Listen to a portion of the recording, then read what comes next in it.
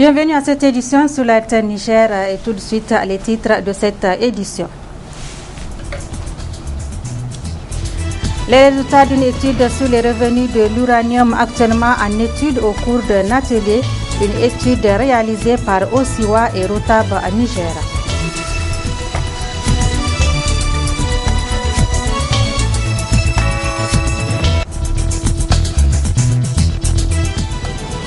Bilan et perspective de la lutte contre le sida au Niger au centre d'une conférence de presse organisée par la coordination intersectorielle de lutte contre les IST VIH-Sida, une rencontre en prélude à la célébration de la journée mondiale de lutte contre le sida.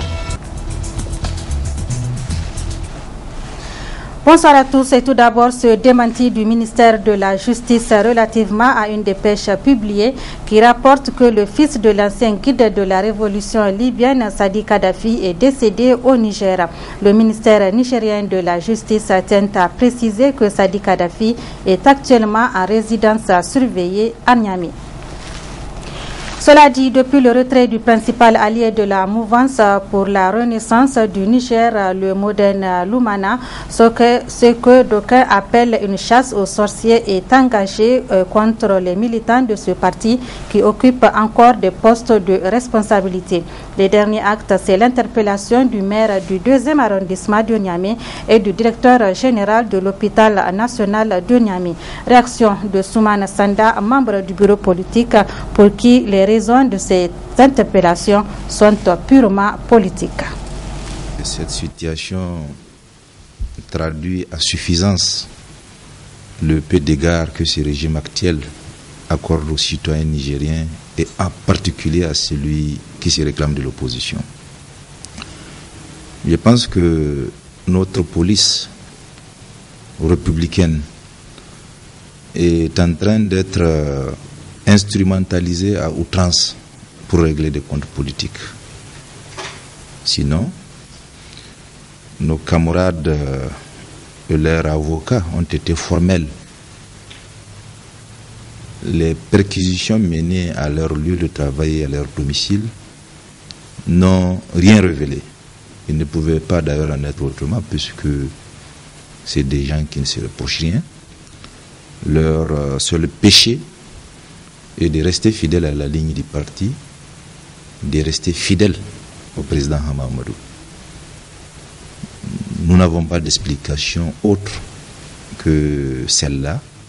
Et je crois qu'aujourd'hui, tous les citoyens nigériens ont compris qu'il s'agit aujourd'hui d'une interpellation politique qui n'a rien à voir avec les faits qui leur sont reprochés.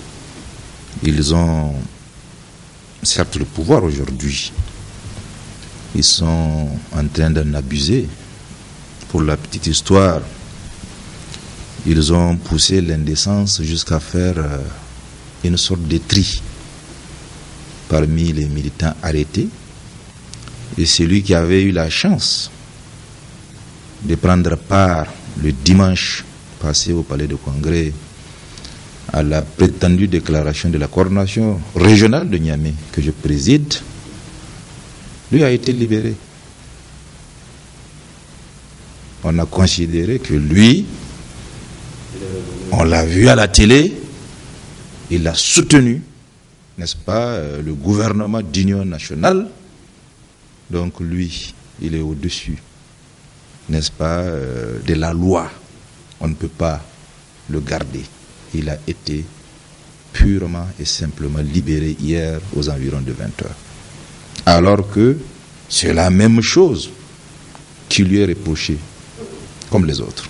Et en tant que citoyen, en tant que formation politique, nous avons le devoir de réagir avec les moyens que nous confère la Constitution. Il est temps que l'opinion publique nationale et internationale sache que la démocratie dans notre pays est en train de prendre un coup. Les gens veulent instaurer une sorte de pensée unique où vous êtes avec eux ou vous êtes contre eux. Et quand vous êtes contre eux, c'est la chicotte, c'est la prison, c'est la destitution si vous exercez des fonctions. Nous, au niveau du Modern Lumana, je crois qu'ils ne doutent pas de l'autre côté que nous avons une certaine expérience quand même de la lutte politique pour que la justice et le droit soient respectés dans ce pays. Et puis nous venons d'apprendre que le maire du 2e arrondissement, le directeur général de l'hôpital national de Niamey et 4 autres personnes interpellées ont été entendues par le juge et libérées. Les revenus de l'uranium du Niger, où va l'argent? C'est le thème d'un atelier de validation d'une étude réalisée sur la question par Osiwa avec la collaboration du réseau pour la transparence et l'analyse budgétaire à Rotab. Les résultats de l'étude seront analysés par les participants afin d'élaborer un plaidoyer. Le compte rendu avec Souleymane Mouni Barma et Halidou Bouraima. Le Niger, classé 4e producteur mondial de l'uranium depuis une quarantaine d'années. Très malheureusement, cette richesse ne profite pas aux citoyens. Et à partir de ce constat désolant, il y a lieu de se poser la question de savoir où va l'argent issu des revenus de notre uranium. Ce qui a suscité une étude menée par l'ONG Osiwa avec la collaboration de ses partenaires, en l'occurrence l'Eurotab.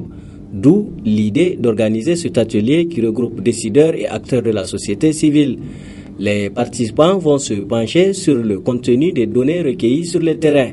Osiwa a accepté de venir avec nous, nous appuyer pour voir en réalité, comme vous le savez, le Niger c'est un pays de production minière.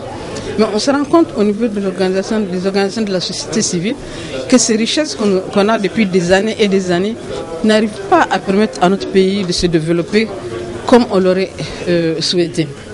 Donc c'était important de savoir où vont les richesses en réalité qui sont issues de ces ressources minières. C'est important qu'on le sache. L'objectif que vise the Open Society Initiative for West Africa à travers cette rencontre est de mieux renforcer la transparence dans la gestion des industries extractives au Niger. Comme vous le savez, notre région, nos pays sont riches en ressources naturelles. Malheureusement, comme paradoxalement, nos pays membres de cette région-là font partie des pays les plus pauvres du monde. Et ça, il y a un problème qu'il faut adresser à ce niveau-là, un problème de gouvernance et un problème de justice. Donc c'est pour ça que nous avons pensé que le Niger, qui est le 3e pays producteur d'uranium, mais en même temps le pays le plus pauvre sur les différents indices internationaux de développement, il est important de savoir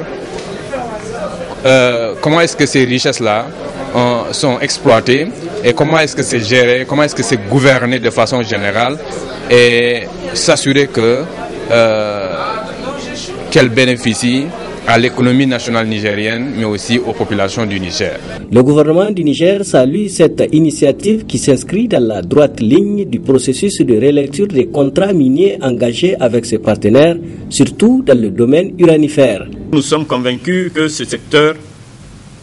les secteurs miniers et pétroliers, s'ils sont judicieusement gérés, peuvent être à la base du développement de notre pays et du développement des autres pays africains riches en ressources naturelles.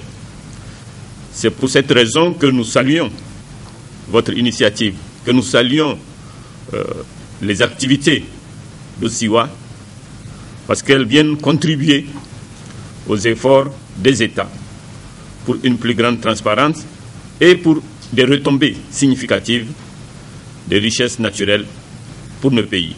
Au regard de la pertinence du thème choisi, les revenus de l'uranium du Niger, où va l'argent, tout laisse à croire que la société civile nigérienne et l'ONG Osiwa sont déterminés plus que jamais à faire de la transparence dans la gestion des ressources minières une réalité dans le quotidien du citoyen lambda. Et puis une délégation de Osiwa séjourne au Niger dans le cadre du suivi des différents programmes qui sont mis en œuvre, notamment dans le cadre des industries extractives. Osiwa était sur le terrain d'exploitation artisanale de l'or. Le résumé sur le terrain avec Issa Hamidou Mayachi et Ibrahim Abdou. L'aspect géologique insignifiant au premier coup d'œil et d'allure géomorphologique banale au simple regard, tant la présentation topographique du terrain qui s'étale à perte de vue est des plus accidentées. Cailloux, gravier, sable. Gravier, sable, cailloux en tas et en dunes. Mais où pouvons-nous bien être? Actuellement, ici, c'est Tchétchir et Boura. Ici, on a actuellement, comme c'est le temps des choses, on se retrouve ici avec pas moins de 400 personnes sur le site. Et puis, il y en a des milliers. De prime abord, cela n'a effectivement pas l'air. Et pourtant, sur ce site géographique, c'est de l'exploitation aurifère qu'il s'agit. De l'exploitation artisanale, certes, mais de l'exploitation de l'or tout de même. Et comme vous pouvez le constater aisément, de même que tout ce qui brille n'est pas de l'or, de même tout ce qui ne brille pas peut être de l'or en cet endroit. Ça rapporte beaucoup. Regarde la voiture là-bas, c'est ici que la personne l'a acheté. C'est une 4x4. Il est parti avec 3 personnes à la Mecque. C'est là que c'est sorti. Regarde les motos là qui circulent. Tout c'est ici que ça sort. Ce n'est vraiment pas le pic de la ruée vers l'or en ce moment, mais c'est un tout petit peu comme si, avec l'affluence d'aventuriers saisonniers qui ne sont pas de la région de Dargol et qui nous proviennent tout droit de certaines contrées bien lointaines d'ailleurs du Niger. C'est continental parce que tu trouves des Sénégalais, des Béninois, de tout. Il y a, même maintenant, je vous montrer l'exemple de la femme là, elle est togolaise. Il y a un Béninois, il y a des Burkinabés, ils sont tous partout. Pour tirer au clair la réalité de cette exploitation artisanale et la réalité, celle de ces orpailleurs en fait, Osiwa, Open Society Initiative for West Africa, a tenu à faire le déplacement du terrain et à rendre visite aux orpailleurs. Nous sommes venus dans cette région-là pour échanger avec les communautés, voir quels sont les défis auxquels ils sont confrontés par rapport à l'exploitation minière, quels sont les avantages qu'ils tirent donc de ces revenus-là, et comment est-ce qu'on peut les appuyer donc pour mitiger les effets négatifs, mais aussi maximiser les bénéfices donc de ces ressources naturelles. Des sites de ce genre à Boura, Tchékirei, on en retrouve également une multitude, notamment aux alentours à Bibieko, Kirikiri et Komabongo, bien sûr. Et bien certainement qu'une certaine impression se dégage aux visiteurs du jour après le tour de la propriété. Il semble qu'il y a beaucoup de défis à relever dans ce secteur-là, notamment ici nous avons observé un site artisanal où les exploitants ne sont même pas encore organisés. Il serait bon de les aider à mieux s'organiser pour qu'elles-mêmes puissent tirer le maximum de bénéfices donc, de leur travail, mais aussi les défis pour les communautés villageoises sur les terres desquelles ces exploitations-là sont en train de s'opérer. Ici, nous sommes sur un site relevant de la circonscription de Dargol. Mais c'est là, dans la salle de réunion de la mairie de Gotei, qu'une rencontre multipartite, conseillers élus, acteurs de la société civile locale, population anonyme mais intéressée, réseau des organisations pour la transparence et l'analyse budgétaire ROTAB, est organisée sous l'œil vigilant de Osiwa, Open Society Initiative for West Africa. Des débats sont ceux qui se sont déroulés, des échanges ouverts et directs sont ceux qui se sont passés. Là où moi je vois le problème réel qui est ici, mais tout ce argent depuis lors là, où ça va? Parce que cette année, voici les éléments de l'enseignement peuvent en témoigner ça. Wallahi, simple dès que nos élèves n'en ont pas. L'idée qui guide Osiwa dans ce type de déplacement et d'activité est de suivre les collectivités concernées par rapport aux ressources tirées et celles affectées de l'exploitation aurifère, fût-elle artisanale. Et c'est donc tout naturellement que Osiwa arrive à se faire une idée précise du degré d'imprégnation et d'implication des uns et des autres sur les questions des industries extractives. Je pense que les populations sont bien imprégnées. Les populations comprennent bien les problèmes parce qu'elles vivent les problèmes. Maintenant, les populations ne savent pas comment adresser les problèmes, à qui s'adresser. Et si vous avez suivi les débats, on comprendrait bien le sentiment de résignation. Parce que ce qui est revenu constamment, c'est qu'elles se remettent à bon Dieu. Donc cela veut dire qu'elles ne savent pas comment adresser les questions que pose l'exploitation minière à leur niveau, qu'elles sont en train de vivre. Avec ces sorties, pour vivre la réalité et la véracité des industries extractives, et avec ces échanges sans tabou, Osiwa ne peut voir que parfaitement renforcer sa campagne de plaidoyer. Bien voir, bien écouter pour mieux élaborer les différents rapports irrélatifs. Telle est la démarche Osiwa. Le Comité international de la Croix-Rouge CICR continue de multiplier les initiatives à l'occasion du 150e anniversaire de ce mouvement humanitaire. C'est dans ce cadre qu'une conférence publique a été organisée hier soir au CCFN Jean Rouch de Niamey avec l'appui de la coopération suisse sur le droit international humanitaire. Le compte rendu avec Michel Deji et Sadou Doumi. La première thématique abordée au cours de cette conférence nocturne a été l'évolution de la Convention de Genève de 1864 à nos jours. Selon la communication de l'éminent conférencier Dr Aboubakar Maidoka, il y a lieu de saluer le fait que le respect de la dignité humaine et la protection des civils pendant les conflits armés a connu des avancées significatives pendant et après les deux premières guerres mondiales, même si des menaces importantes planent encore de nos jours. Des obstacles majeurs que le deuxième conférencier n'a pas manqué d'énumérer. Le rejet, il est fondamental par rapport à certains acteurs. Tout ce qui vient de l'extérieur, ou en tout cas tout ce qui pourrait venir de l'Occident, est fondamentalement haram ou fondamentalement en contradiction avec leurs valeurs.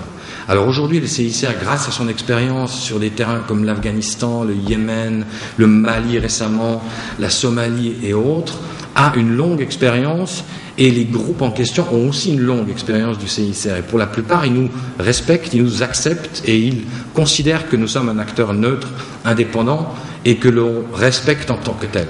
Toutefois, le CICR n'a pas été totalement immunisé. On a été attaqué à Bagdad. Notre quartier général a été soufflé en 2003. Cette année encore, il y a eu une attaque sur notre délégation à Jalalabad en Afghanistan. Nous avons eu des délégués enlevés. Donc nous ne sommes pas immunisés contre certaines pratiques de certains groupes ou de certaines factions. S'en est suivi l'exposé du cheikh Ben Salah sur la protection des victimes des conflits armés contemporains. Un regard croisé entre l'islam et le droit international humanitaire. L'imam prédicateur qui a édifié l'assistance sur le fait que le respect du DIH a toujours été une recommandation de l'islam, bien avant même toutes les ratifications de conventions du CICR à cause de la sacralité de la personne humaine. Le messager d'Allah sallallahu alayhi wa sallam, c'est un rappel, a toujours interdit à ses soldats de s'attaquer aux femmes, aux enfants, aux vieillards, aux invalides, aux moines, bref, à tous ceux qui ne sont pas clairement engagés dans la bataille, le sabre au clair. Islam est paix, ça c'est clair. Assalamu alaikum. Mais quand on regarde autour de nous, on se rend compte aujourd'hui que c'est justement en terre d'islam que les grandes batailles sont en train de se livrer aujourd'hui et c'est dommage. C'est pourquoi nous devrons cesser d'enseigner une chose et de pratiquer une autre en priant Allah subhanahu wa ta'ala qu'il nous aide, qu'il nous assiste, qu'il nous accompagne. Et pour finir, j'ai une pensée, une prière justement, une pensée pour ces frères et sœurs engagés dans l'humanitaire, partout à travers la terre, qui, loin des projecteurs, loin de la climatisation, bravent les chars, les balles et les mines pour porter secours aux autres, parfois au péril de leur vie. Le CICR n'a rien à voir en fait avec les doctrines, les écoles, les religions. Non, il y a des partis au conflit, il y a des personnes à protéger. Ces personnes-là, quoi qu'il y a lieu de faire, il va le faire. Il n'a pas à prendre parti pour tel parti ou bien pour tel autre. Il y a son combat à lui son combat, c'est que la guerre ne touche pas ceux qui ne doivent pas être touchés. Pour le CICR, 150 ans d'existence, c'est donc 150 ans d'actions et de défis qu'il continuera toujours à relever en faisant mûrir les réflexions, notamment sur le droit international humanitaire à tous les niveaux. Il y a un droit pour tout enfant. L'acte de naissance est une pièce d'état civil très importante à ne pas négliger. Mais pour l'avoir, le processus est long et demande beaucoup de patience, ce qui du coup décourage certains parents. Processus d'établissement d'acte de naissance, c'est un reportage de Assoumana China. Tout enfant qui naît a droit à un acte de naissance. Dans les centres urbains, le processus d'établissement de cette pièce d'état civil commence au niveau des maternités où les déclarations sont faites dès la naissance, parfois avec des difficultés. Il y a de nombreux renseignements à prendre. La nationalité, la profession, le domicile. Des fois, on rencontre des difficultés. Puisque quand les femmes accouchent, les maris ne viennent pas déclarer. Ce sont des fois les accompagnantes qui viennent déclarer. Bon, les accompagnantes, elles ne connaissent pas les renseignements exacts, quoi. Des fois, elles donnent des noms, après, elles viennent encore rectifier. On rencontre tous ces problèmes-là. Quand elles viennent à temps rectifier, on leur rectifie ça. Maintenant, les délais, c'est pour 10 jours. Si toutefois la femme accouche ici à la maternité, elle vient ici à notre niveau, elle déclare. Mais si elle ne déclare pas, le délai dépasse les 10 jours, elle sera obligée d'aller faire le jugement déclaratif d'acte de naissance. Pour l'appel, vraiment, on exige à ce que les hommes viennent déclarer d'eux-mêmes. Certains parents sont conscients de la nécessité de l'acte de naissance pour leurs enfants. C'est pourquoi ils ne tardent pas à déclarer les naissances, même s'il faut beaucoup attendre avant d'avoir les pièces. Si l'enfant n'a pas de l'acte de naissance, on ne peut pas la mettre même au jardin. On rencontre des problèmes si l'enfant a atteint l'âge d'aller à l'école. Si la personne a déclaré ici, c'est moins cher. Mais s'il est parti à l'état civil, aller-retour, mais c'est le temps. Les déclarations de naissance faites dans les maternités sont transmises au niveau des services d'état civil qui sont chargés de parachever l'établissement des volets des actes de naissance que les parents peuvent retirer dans un délai précis. Les enfants dont les naissances n'ont pas été déclarées dans les maternités peuvent obtenir le jugement supplétif d'acte de naissance au niveau de la justice. Voilà, chers téléspectateurs, ainsi se referme ce journal sur la télévision Labari. Merci à vous de l'avoir suivi.